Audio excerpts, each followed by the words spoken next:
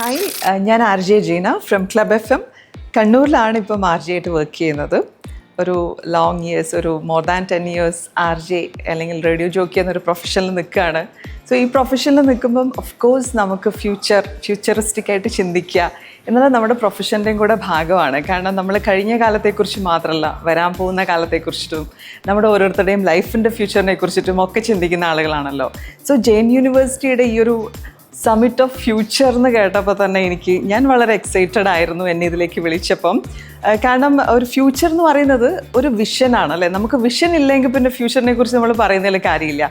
So ഈ ഒരു കാലത്തിൽ 2026 നമ്മൾ നിൽക്കുമ്പം ഈ ഒരു ഫ്യൂച്ചറിനെ കുറിച്ചിട്ട് നമ്മൾ ആ ഒരു വിഷനോടുകൂടെ കാര്യങ്ങൾ അനലൈസ് ചെയ്യുന്നു, ചിന്തിക്കുന്നു. സോ ഓരോ സ്റ്റുഡൻറ്റിനും അത് അത്രത്തോളം യൂസ്ഫുൾ ആണ് എന്നുള്ളതാണ് എനിക്ക് തോന്നിയിട്ടുള്ളത്. പിന്നെ അതുപോലെ തന്നെ ഒരു റേഡിയോ ജോക്കി എന്നുള്ള നിലയിൽ എനിക്ക് ഒരുപാട് ആളുകളെ മീറ്റ് ചെയ്യാൻ പറ്റി. അത് തന്നെ വലിയ സന്തോഷം. ഒരുപാട് ഫ്യൂച്ചറിസ്റ്റിക് ആയിട്ടുള്ള കാര്യങ്ങൾ കാണാൻ പറ്റി.